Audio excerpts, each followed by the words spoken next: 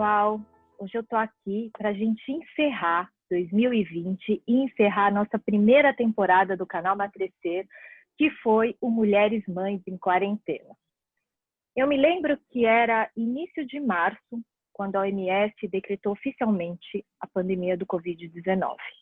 Logo na sequência, as autoridades públicas também começaram a tomar medidas de restrição e logo 1 bilhão de pessoas já tinham sido impactadas. Naquele momento, no Brasil, quando estava prestes ao governo decretar oficialmente a quarentena, eu me lembro que eu liguei para um grande amigo meu médico para conversar com ele, para entender um pouco o que ele estava achando de tudo aquilo, e me caiu a ficha, me assustou quando ele falou o seguinte: Sayuri, eu afastei a minha funcionária aqui de casa. Naquela mesma semana, a escola do meu filho declarou oficialmente que as aulas presenciais haviam sido suspensas. Gente, eu confesso para vocês que até então, para mim tudo aquilo estava tão longe, parecia muita coisa de mídia, mas naquele momento é como se aquela dura realidade estivesse entrando dentro da minha casa. Eu vou falar para vocês que começou todo um processo de luta interna, de uma confusão emocional, porque do dia para a noite eu percebi que eu tinha que me adequar a uma nova realidade, a uma nova rotina, sem poder me preparar para aquilo, e que já estava dentro da minha casa. E foi exatamente dentro desse contexto totalmente inesperado que 3 mães, uma empreendedora, uma migrante autônoma e uma mãe do mundo corporativo, as 3 com filhos entre 1 ano e 5 anos de idade, se uniram para dar voz a centenas de mães que estavam passando pelas mesmas dores, pelas mesmas angústias, por aquele momento terrível que a humanidade estava enfrentando, num projeto lindo chamado Mães em Quarentena. E eu tenho a honra de recebê-las aqui hoje com a gente, para a gente fechar essa temporada do canal Macrescer. Meninas, bem-vindas, tudo bem? Olá, Tudo bem, Carol e obrigada, Sheila, estão me ouvindo? Tudo bem? Bem-vindas mais uma vez e obrigada pela presença aqui para a gente fechar com chave de ouro essa temporada do canal. Obrigada a você pelo convite e pela oportunidade de poder também trazer a voz dessas mães e contar um pouquinho do que foi, né, do que nós escutamos ao longo de 7 meses nessa conversa, nesse diálogo com elas. Que legal, só para deixar aqui que estamos com a Carol, aqui de São Paulo, Sheila, que está na Espanha, né, Sheila? Infelizmente a Márcia não pôde estar aqui conosco, mas está super bem representada por vocês duas.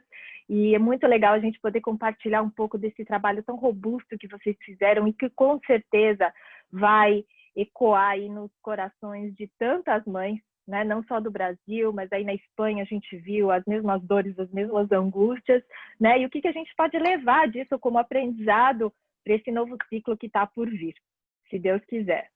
Né? E obrigada, Sayuri, obrigada pelo convite. Muito, muito honrada de tê-las aqui.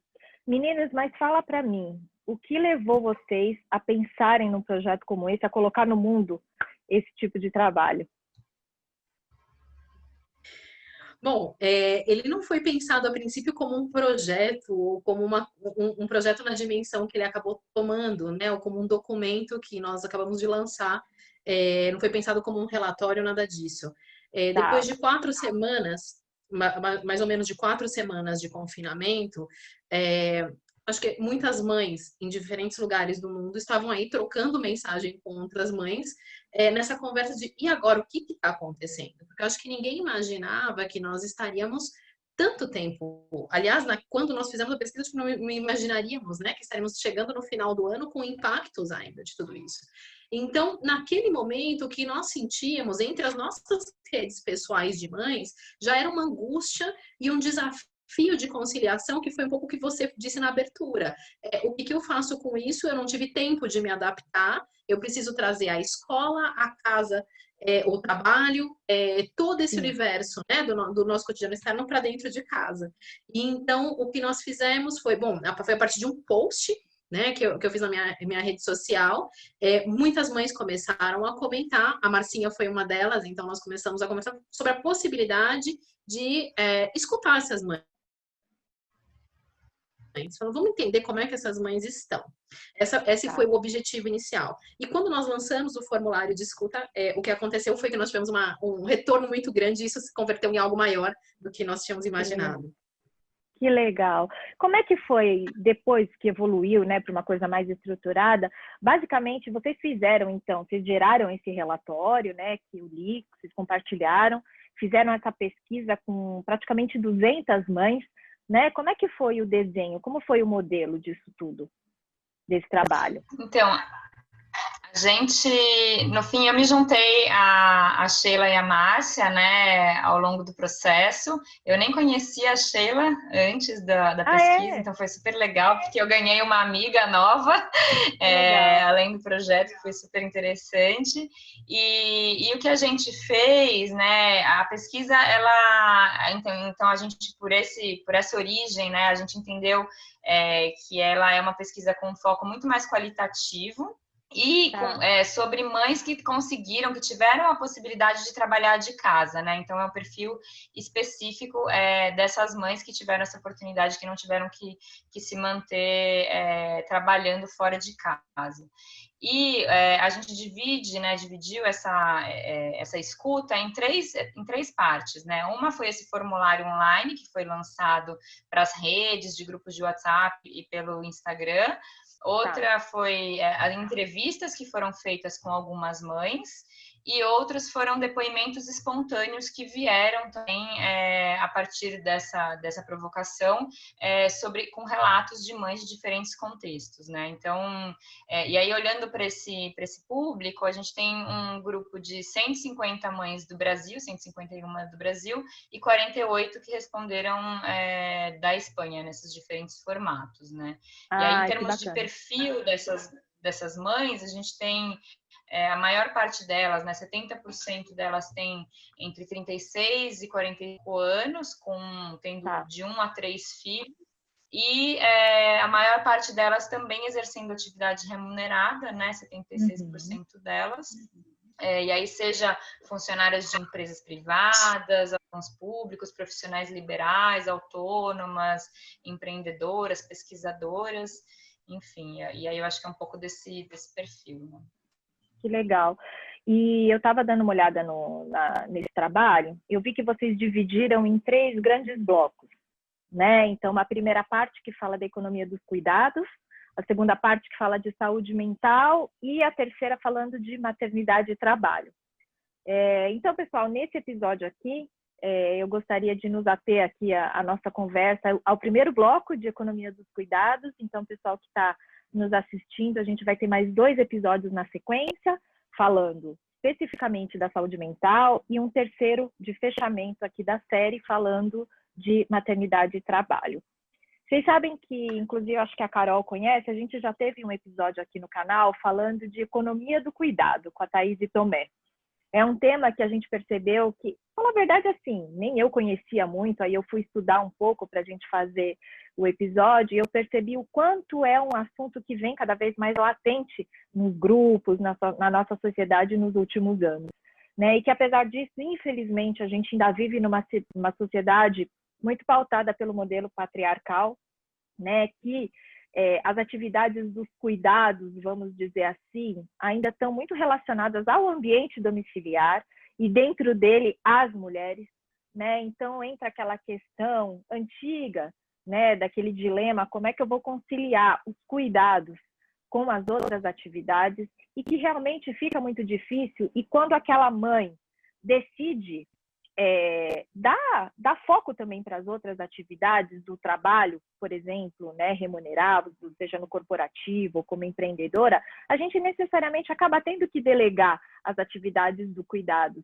seja para a escola, seja para uma babá contratada e por aí vai, né? Então, tudo isso ainda é uma questão que precisa ser muito discutida, né, até pelas autoridades públicas, para que a gente tenha uma estrutura para, de fato, exercer o nosso papel e poder galgar, né, posições nas empresas, no mundo corporativo. E, infelizmente, essas funções, essas atividades do cuidar, que não só se restringem à maternidade, mas também ao idoso, aos cuidados da casa, ainda são muito subvalorizadas, né, no Brasil, na Espanha a gente também tem aí uma realidade.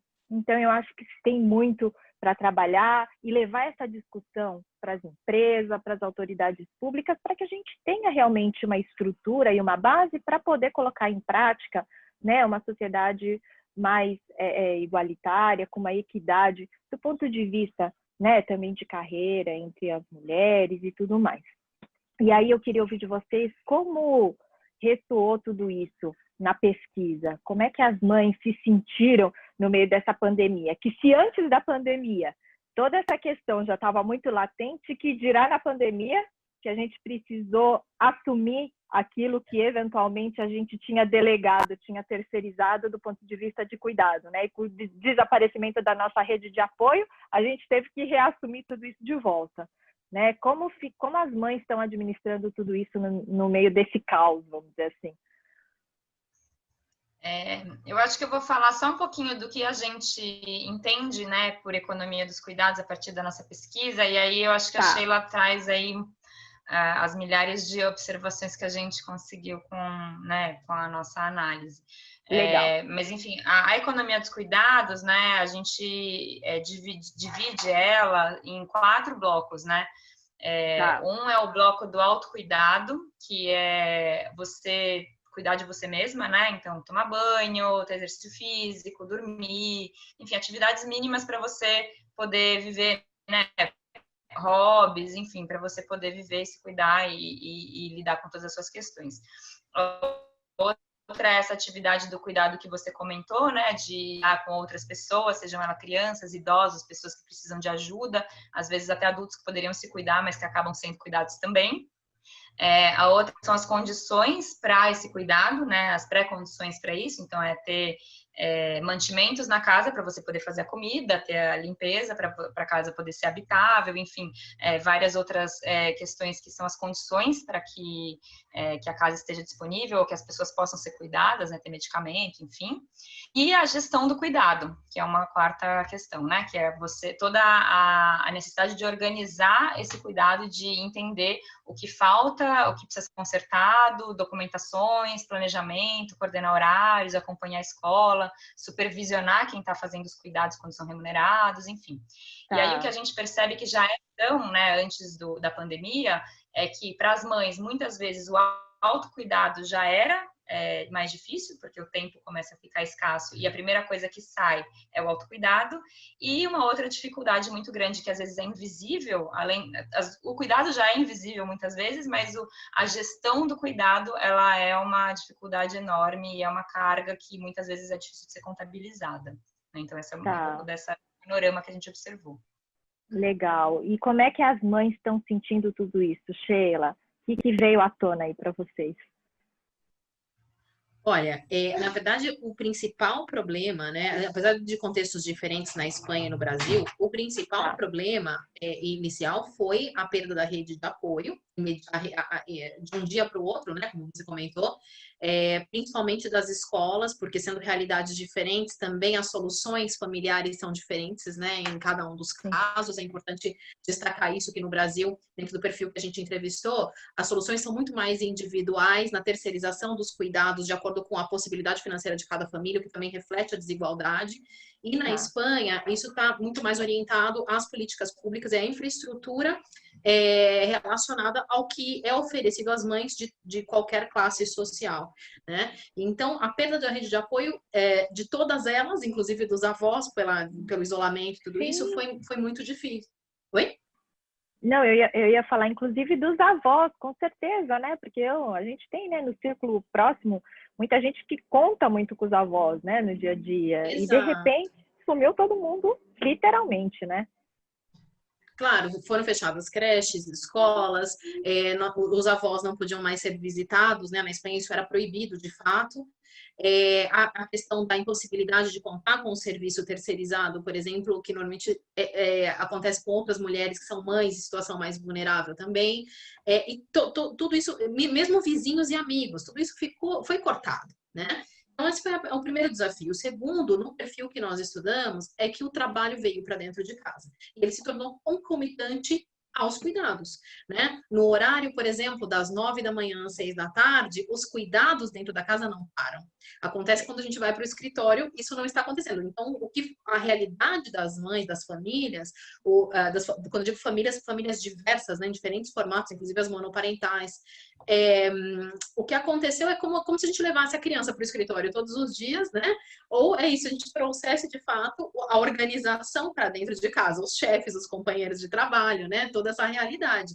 Então, se tornou muito, muito desafiador, porque tudo isso é concomitante. No momento em que você está dando, por exemplo, preparando a comida para a hora do almoço das crianças, você tem a reunião, você não tem a separação desses horários mais, né? Então, ficou tudo muito misturado, essas jornadas ficaram muito misturadas, sem uma infraestrutura adequada, muitas vezes, de espaço, de isolamento, né? Aquilo que a gente viu das crianças o tempo inteiro entrando também nos vídeos, uma dificuldade maior de concentração e as mães trabalhando em horários extremos. O que nós notamos na nossa pesquisa é que as mães estavam começando a trabalhar muito mais cedo, de madrugada, muito mais tarde, pela impossibilidade de conseguir realizar tudo isso. Nós somos uma, né? Assim, quem está fazendo uma tarefa de cuidado, seja um homem, uma mulher, qualquer outra pessoa ali, quando nós estamos realizando, não dá para você fazer as 2 ou 3 ao mesmo tempo. É verdade que você vai fazendo simultaneamente, mas não tem como. Se você dedica 6 horas, 8 horas por dia em cuidados, são as mesmas 6 ou 8 horas que você vai dedicar normalmente ali ao horário de trabalho, justamente por essa divisão. E claro, né, como você falou, a gente aqui está fazendo um recorte de uma parte da realidade, né? A gente sabe que no Brasil afora, no mundo, a gente tem N configurações de família, as monoparentais, as famílias, as configurações, vamos dizer assim, mais tradicionais, né? Enfim. Mas pensando, claro, imagina, né, as mães solo, como não deve ter sido ainda mais difícil, né? Porque era ela por ela, né? Mas mesmo assim, olhando, vamos dizer assim, numa realidade em que você tem o casal trabalhando em casa, com os filhos, no final das contas, vamos falar a bem da verdade, a maior sobrecarga dos cuidados acaba ficando com a mãe, né? E eu vejo, por exemplo, aqui em casa, nem por uma questão de, porque o pai não compartilha tanto ou não se dispõe, muitas vezes a gente acaba meio que, vamos dizer assim, inconscientemente, né, formando uma cultura em que a mãe acaba assumindo muito mais, né, esses cuidados e tudo mais, e no momento em que você precisa compartilhar essas funções, muitas vezes não é nem o querer, muitas vezes as próprias crianças não querem, vamos dizer assim, compartilhar esse colo, né? Eu vejo aqui em casa, o que eu estou querendo dizer? Muitas vezes, até que meu marido estava disponível, né, para compartilhar esses cuidados, mas as crianças queriam vir comigo, né? Quantas e quantas vezes, e ainda agora a gente está passando por isso, não saímos disso ainda, né? Em algumas reuniões que eu tenho, né, uma pequenininha de 1 ano e o mais velho de 4,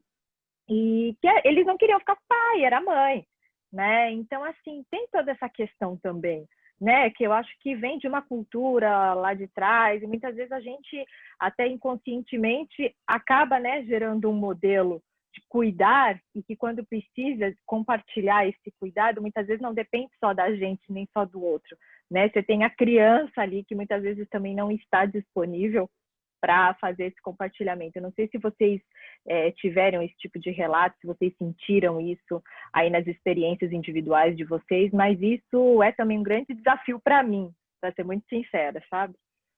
O que eu acho que a gente percebe é que essa mudança é uma mudança muito difícil de acontecer. E as crianças vivem o modelo que está dado na casa delas, né? E isso a gente percebeu que é claro que ela vai ficar com a mãe e vai ter a confiança no colo da mãe se é sempre a mãe que dá o colo. Então, é um processo de mudança de dar uma incentivada e de falar, olha, agora é com o pai mesmo, né? E aí o próprio pai também entender que ele precisa ser firme e insistir nesse processo de mudança, né? A gente percebeu que as famílias que conseguiram fazer essa redistribuição de uma maneira mais harmônica tiveram, inclusive, melhorias nas relações entre casais. porque a sobrecarga, que é um pouco disso, né? A sobrecarga mental da mãe sempre ser a que organiza, é muito difícil de ser dividida, né? Então, nas famílias biparentais, a gente percebeu que elas continuaram, mesmo estando com os seus companheiros, e todo mundo ficou sobrecarregado, todo mundo trouxe o trabalho para dentro de casa, né? Quando os dois estavam trabalhando, as mulheres tiveram dificuldade de passar outras atividades menos pontuais para os homens, porque, eles não pegam, não têm o hábito, quando pegam, fazem só aquela atividade, não têm o hábito de fazer a gestão daquilo, né, de pensar qual que é o próximo passo, e essa relação acaba sendo invisibilizada, porque como não tem o entendimento do contexto, é quase como se estivesse sendo uma reclamação constante por parte da mulher, né? Então aí fica uma relação difícil de mudar, né? Precisa ter muita abertura dos dois lados para insistir nessa mudança, né? É por isso que eu digo que essa situação caiu no colo da gente e a gente precisa ter muita sabedoria para entender os aprendizados, né? E eu acho que nesse momento a flexibilidade é muito importante. E do nosso lado também, né? Fazendo aqui, né, uma autorreflexão, muitas vezes eu tenho um perfil muito perfeccionista, né? Confesso a vocês que eu sempre fui daquela pessoa centralizadora, tratorzão, que queria fazer tudo, dar conta de tudo. E eu acho que isso é importante para a gente fazer uma autorreflexão mesmo, que muitas vezes a gente não precisa dar conta de tudo e não vai sair do jeito que a gente faria e tudo bem, né? E tudo bem não sair do jeito que a gente faria. Porque realmente, senão, se a gente faz questão de assumir, chega uma hora que a corda arrebenta e a gente não aguenta mesmo. Né? Então, eu acho que foi um momento em que obrigou todo mundo a ressignificar muitos valores, muitas crenças, né? E que, por isso que eu digo, acho que nada é por acaso, acho que a humanidade, né, precisava, né, muitas vezes, né, de um momento como esse para ressignificar muita coisa mesmo, né? Porque a gente né, tinha muito aquele perfil da Mulher Maravilha, porque a mulher que trabalha, dá conta dos filhos, da casa e tal, e a gente acaba, muitas vezes inconscientemente, querendo assumir tudo isso, e num momento como esse, uau, e agora? Né? Você acaba sendo obrigada a ter que dividir, abrir mão, e a entender que, ok, se não ficar do seu jeito.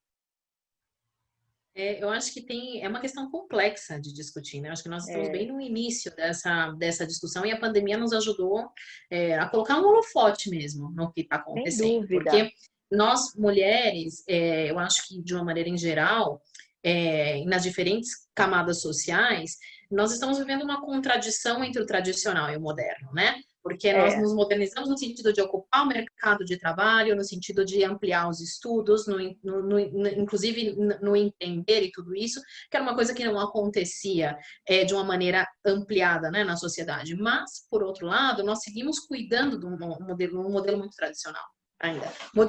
Tradicional, quando eu digo desde da nossa referência, da referência social em geral, da referência dentro de casa, da referência fora. Porque tem um aspecto claro, por exemplo, em relação à divisão das tarefas. E no caso do estudo, a gente vê que aí em torno de 70% das tarefas, como mínimo, estão a cargo da mãe, das tarefas de cuidado, e no trabalho, no relatório, a gente construiu uma tabela para mostrar, ponto a ponto, quais são essas atividades e quanto tempo elas exigem normalmente, que é para que a gente comece a olhar de uma maneira mais minuciosa para isso, porque é tão óbvio, né? Ou tão básico no nosso cotidiano que a gente já não olha de uma maneira esmiuçada. E, por outro lado, a parte da gestão de tudo isso é basicamente 100% das mães. Quando a gente fala, obviamente, das famílias monoparentais, é 100%, 100%, né? Mas sim, no caso da divisão, tem que dividir um pouco a tarefa do que a gestão. Mas, por outro lado, não é só dentro de casa. Existe uma questão do olhar de fora, que é quando a gente está no diálogo, por exemplo, com as corporações, com o modelo de trabalho, o modelo de trabalho não considera tudo isso que é feito de um jeito artesanal, tradicional, manual, e que implica, mesmo quando ele é totalmente terceirizado, ou quase totalmente terceirizado, ainda se reproduz essa desigualdade, porque como é que as outras mães dão conta, né, em relação a essa sobrecarga, porque a gente só repassa a sobrecarga nesse caso, e como é que o mercado vê a participação do pai também nesse processo. As mulheres não são vistas da mesma forma que os homens em relação ao papel dos cuidados ainda. Então, eu acho que existe aí uma complexidade para, né, um olhar. A gente precisa ainda começar a abrir todos esses aspectos, mas chamar a sociedade como um todo para rediscussão e redistribuição dessas tarefas. Né? Como é que a gente vai fazer? Ou nós seguimos, então, arcando com tudo isso, né? Com esse ônus, né? Sheila, só para a gente ir fechando esse primeiro bloco, eu comentei com a Carol, ela falou que vocês têm conversado com algumas corporações, né, sobre essas questões. Como o corporativo tem visto tudo isso? Vocês enxergam uma possibilidade de repensar o modelo? As empresas estão abertas, né, a olhar para essa questão? Porque eu acho que a pandemia mexeu com as estruturas de uma forma tão, né, inimaginável, que não vejo como as empresas não olharem para essa questão, né, e repensar o modelo daqui em diante. Como vocês têm percebido isso na prática aí? Bom, de fato, a gente tem conversado, até porque, nesse sentido, nós fomos buscadas, né, por organizações, por empresas, corporações, para dialogar sobre isso, abrir o diálogo, o que nos chamou a atenção também. Então, isso é interessante, porque, de fato, o perfil de mulheres que nós ouvimos são mulheres que estão dentro de corporações de grandes empresas, médias empresas, de ONGs, são fornecedoras, muitas vezes, dessas empresas também, né, pesquisadoras. Então, eu acho que chamou atenção ver um pouco o resultado e falar, opa, tem alguma coisa aí que eu preciso olhar de fato. E, por outro lado, tem muitas mulheres dentro das áreas, por exemplo, de diversidade, das áreas de sustentabilidade, das organizações, que estão olhando e falando, como é que isso está se refletindo dentro do meu ambiente corporativo? Quantas mães e pais eu tenho aqui dentro? Como é que elas estão vivenciando do outro lado, né? E estão entendendo também quais são as demandas em relação a isso. Mas na prática, se a gente pensa mais no médio e longo prazo, a gente tem que viver um processo de transição em relação aos cuidados, né? De entender tudo isso, de entender essa caixa tão óbvia de atividades, mas que parece desconhecida na prática, o que é feito, né, do ponto de vista de cuidado, como é que a gente vai redistribuir, como é que os homens participam e olham para isso, não só o pai, mas chefe, equipe, como é que eles entendem, amigos, né, como é que os homens participam dos cuidados, não só das crianças, mas como você falou, das pessoas idosas, dos cuidados, das tarefas de cuidados em si. A questão, por exemplo, do uso do tempo. Né? Nosso tempo, principalmente, por exemplo, para quem está em São Paulo, na Espanha é um pouquinho diferente, mas nós ouvimos relatos de mulheres que passavam 10, 12 horas normalmente fora de casa no cotidiano. Então, nós estamos falando de crianças, por exemplo, nós três que temos crianças pequenas aqui, de 0 a 5 anos, crianças que passam 12 horas por dia longe dos principais cuidadores. Então, nós estamos falando aí de uma necessidade de repensar uma série de coisas, inclusive de levantar dados, de contabilizar tudo isso, de trazer estatísticas, porque nós não temos muitos dados que nos ajudem a entender essa realidade, o que pode ser feito, principalmente para direcionar para soluções que sejam muito mais coletivas do que as individuais, né? E isso acaba, a gente pode transpor isso não só para a instância corporativa, mas para a instância pública, né? Porque isso tudo tem uma relação com legislação, com regulamentação que impacta o corporativo também. Então, acho que isso é uma discussão que vai muito além, né? E que, de alguma forma, a gente precisa, né, levar de uma forma organizada, estatística, como você falou, esse diálogo, essa abertura, né, para que a sociedade como um todo comece a repensar esse modelo, né, e que a pandemia nos fez acelerar, vamos dizer assim, esse olhar para essas questões. Né? Mas muito legal, porque essa coisa do governo ela é realmente muito importante, assim, de olhar para políticas públicas e também não só, pelo menos, acho que a Espanha está mais evoluída em relação a isso, mas no Brasil não tem além de instituir as políticas públicas, as empresas, organizações aderirem também, né, às possibilidades que começam a entrar em algumas políticas que não são obrigatórias. Né? Quem sabe tenha sido aí um pontapé inicial, esse momento que a gente passou, para levar esse diálogo, essa discussão mais adiante. A gente sabe que a Europa, a Alemanha, alguns países especificamente estão anos-luz à nossa frente em questões de políticas públicas, principalmente, né, em relação a a questão da economia do cuidado, mas quem sabe tenha acendido aí uma luzinha para que aqui no Brasil a gente comece a olhar para isso com um pouco mais de carinho também. Eu só complementar, eu acho que mais do que evoluídos, né? Porque nós temos é muito interessante, porque na Espanha também tem reivindicações muito importantes, principalmente em relação à conciliação de maternidade e trabalho, né? Eu acho que são realidades diferentes, que têm abordagens diferentes e soluções diferentes, mas um fato que eu noto aqui, por exemplo, é a abordagem da perspectiva pública em relação a isso e não das soluções privadas, como eu estava dizendo. Então, os movimentos que aconteceram principalmente agora, este ano, em função do confinamento e tudo, são movimentos de mulheres mães, coletivos reivindicando políticas públicas. Vai diretamente nesse ponto, e aí, claro, quando você tem uma legislação, por exemplo, que permite que pais e mães obtenham uma determinada licença para os cuidados, e licenças, em alguns casos, remuneradas, né, para cuidados, enfim, que você consegue caminhos que facilitem essa conciliação e a corresponsabilidade, é muito mais fácil, porque as empresas também, aí, nesse caso, precisam dar uma resposta de acordo com a legislação, né? Então, é isso. Eu acho que cada país tem uma reivindicação diferente, tem contextos diferentes, porque aqui existe essa terceirização do cuidado, mas ela é muito menor e ela vai para mulheres imigrantes também, principalmente. Então, existem contradições também, muitas reivindicações.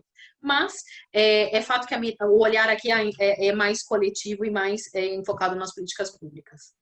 Ah, legal. Meninas, muito bacana esse primeiro bloco aí da pesquisa. A gente vai encerrando por aqui esse episódio e a gente abre uma segunda conversa, então, falando sobre a saúde mental. E eu estou super ansiosa para ouvir também o que vocês escolheram de dados. Obrigada pela participação. Então, até o próximo episódio. Beijo. A gente vai encerrando aqui essa primeira parte do trabalho e eu aguardo vocês para o nosso próximo episódio para falar de saúde mental das mães. Beijo, até lá!